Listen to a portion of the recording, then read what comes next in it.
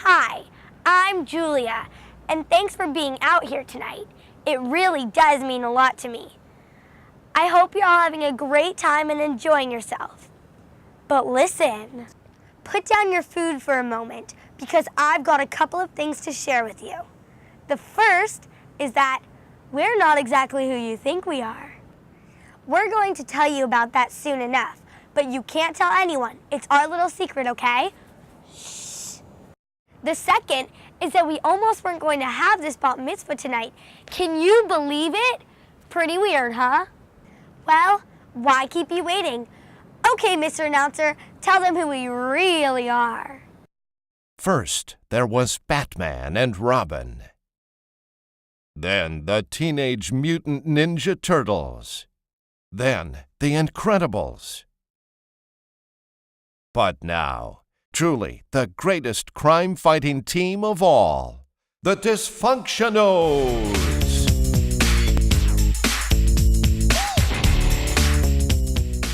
They may look like a typical American family, but when they get the call, they spring into action.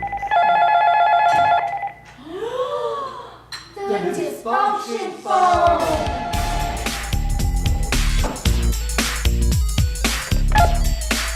Yes? Of course.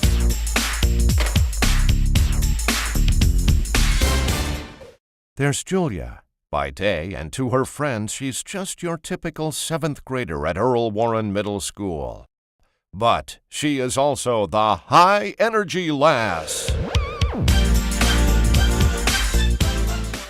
There's Sister Allie, known to most as very friendly and a grade A student at Torrey Pines High School. What they don't know is that she is also the brainiac.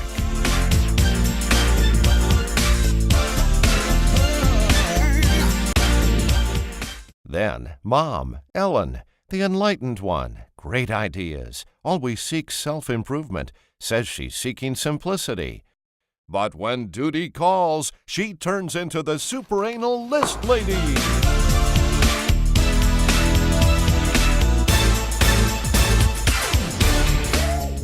And last but not least, Dad, Stephen, retired entrepreneur and advertising guy.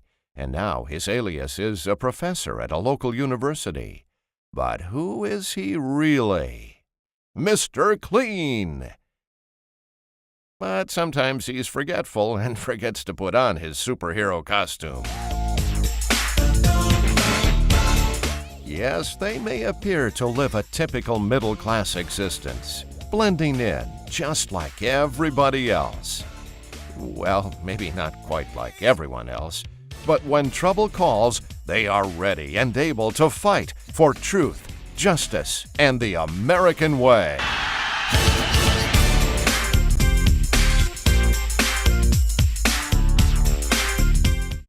Julia, the high-energy lass.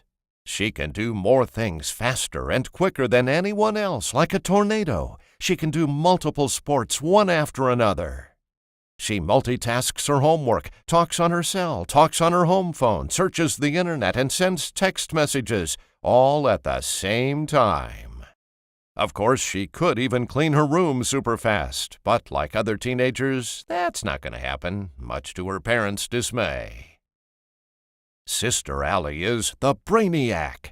Brainiac fights crime by using her superhuman intelligence to calculate exactly what the bad guys are about to do and make sure to stop them before anything happens.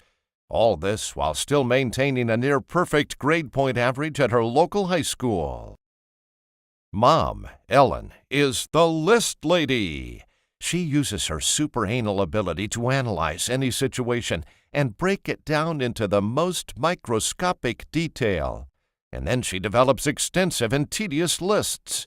So much thinking, strategizing, calculating, and deciphering that criminals can't handle it, and they surrender just to get away from her nagging details.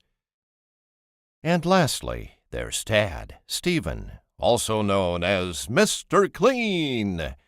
Most people think he's called Mr. Clean because he cleans up on crime. But that's only half true.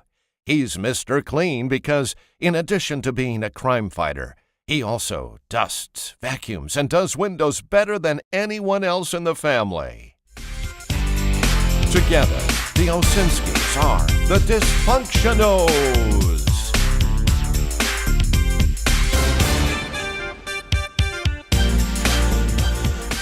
It started as a normal day at their home until Julia screams loudly from the computer. Mom and Allie come running. Julia, what's wrong? Honey, are you okay? Mom, Allie, there's no mention of my bat mitzvah in this calendar. I don't know what happened. Everyone was talking about it, but now there's nothing. I don't know what to do. But it's on my list. It's not on your calendar? What nefarious, evil, dastardly, horrific, diabolical villain could do such a thing? You know what this means. This is a job for the Dysfunctional!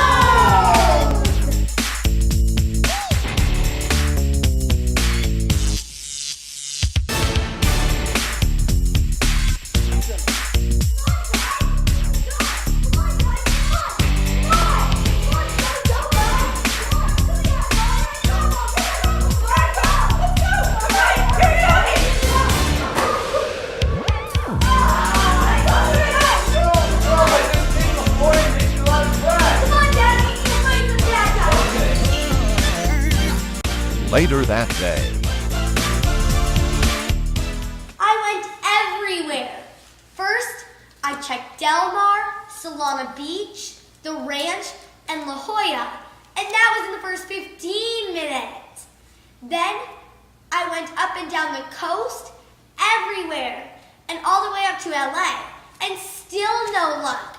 And that was in the first hour. Then I ran up to Oregon, Washington, and the Bay Area, and still no luck. Boy, am I confused. Well, I thought about it and I asked myself, if I was a bat mitzvah, where would I go? And me being the list lady, I made a few short lists of action items that I would suggest we would do to look for the bat mitzvah. First, I think we should take the dysfunctional mobile. I think we should go to Bethel. I think we should walk up the steps. I think we should knock on the door and then find the rabbi. Okay, we get the point. Okay. Well, I have studied the situation, and it is very, very strange.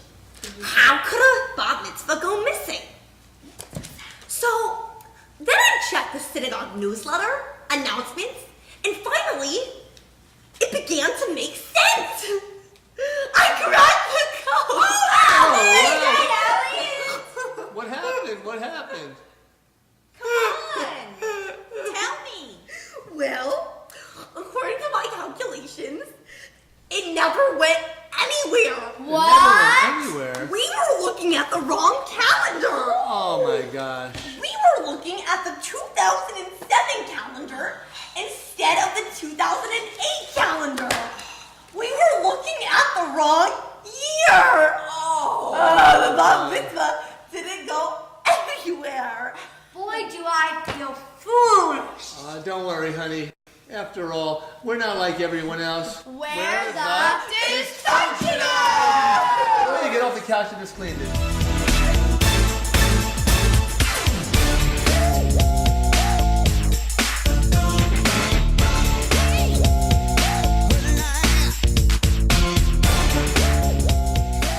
Oh no! Today is March 8th. We better get to the hotel fast. I have a party to host. I've got a good idea. Why don't we show the folks a short movie? That'll distract them. We Osinskis sure put the fun in dysfunctional